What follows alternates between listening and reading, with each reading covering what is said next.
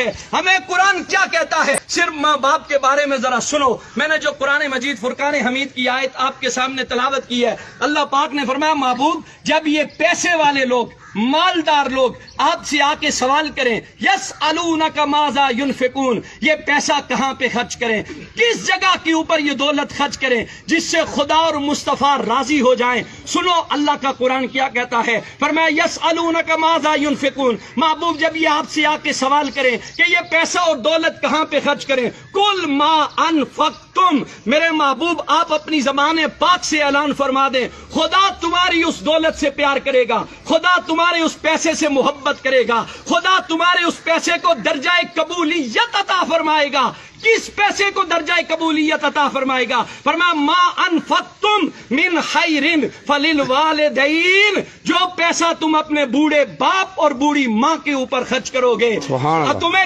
Guarantee مل رہی ہے کہ جس بندے نے اپنے ماں باپ کے اوپر پیسہ خرچ کیا، جس نے ان کی خدمت کی، جس نے ان کا احترام کیا، جس نے ان سے دعائیں لی ہیں، اس بندے کے ساتھ خدا بھی راضی ہے، خدا کے محبوب بھی راضی ہیں۔ یہ بات یاد رکھو، یہاں سے 7 لاکھ روپے خرچ کر کے بندہ حج پڑھنے جاتا ہے، نہ اس کے پاس مکے کے مفتیوں کا فتویٰ ہے، نہ پاکستان کے مفتیوں کا فتویٰ ہے کہ تو نے 7 لاکھ روپے خرچ کیے، تو نے کعبہ شریف کی زیارت بھی کی ہے، تو نے وہاں صفا اور مروہ کی سعی بھی کی ہے، تو مکے اور مدینے کی گلیوں میں گھوما بھی ہے، اس کے پاس سند نہیں ہے کہ تیرا حج قبول ہو گیا ہے، تیری عبادت قبول ہو گئی ہے، تیرا جھکنا قبول ہو گیا ہے۔ خدا کی رحمت کی امید تو ہے لیکن قبولیت کی گارنٹی کوئی نہیں دے سکتا۔ لیکن سنو، جنہوں نے ماں باپ کی خدمت کی ہے، ان کے ساتھ محبت کا رشتہ قائم رکھا ہے، میرے آقا کی حدیث پاک کہتی ہے، فرمایا صبح سویرے اٹھو، مسکراتے چہرے کے ساتھ اپنے باپ کے سامنے جا کے کھڑے ہو جاؤ،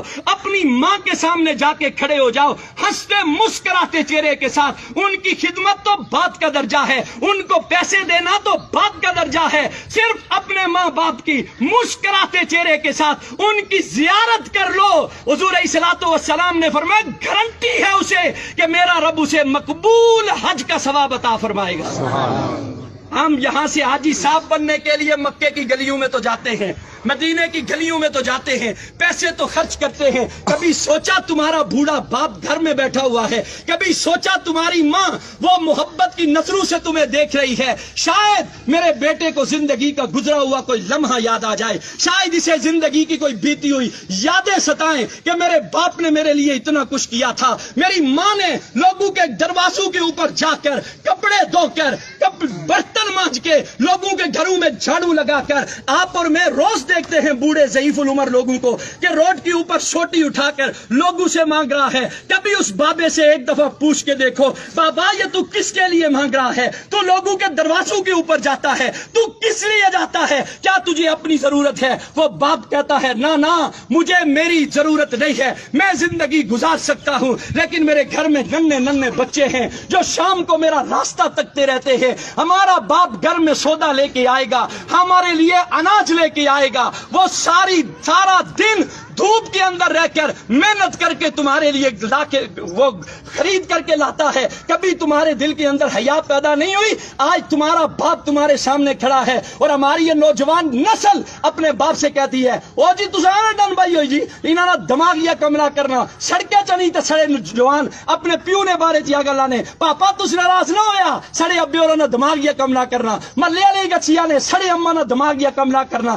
میں حیران ہوتا ہوں ایسی اولاد پر۔ یاد رکھ لو جو قرآن اور حدیث ہمیں پیغام دیتا ہے، خدا کی عزت کی قسم کھا کے کہتا ہوں، خدا دولت سے پیار نہیں کرتا، جو دولت ماں باپ پہ خرچ نہ کرو، وہ تمہارے سجدے، تمہاری عبادات، تمہاری ریاضات، تمہارا قرآن کی تلاوت کرنا، اگر تمہارے بوڑھے ماں باپ تم سے ناراض ہیں تو یہ بات دل سے نکال دو، خدا تمہارے سجدوں کو قبول کرے گا، خدا تمہاری عبادت کو قبول کرے گا۔ ماں کا تو کیا کہنا میرے بھائی، ماں تو زمانے کی وہ ہستی ہے جسے قرآن نے چاند کہا ہے، ساری کائنات ایک طرف ہے، ماں کی ہستی ایک طرف ہے۔ ماں جیسا تو اللہ نے کائنات کے اندر کسی کو پیدا ہی نہیں کیا ہے، وہ ماں جس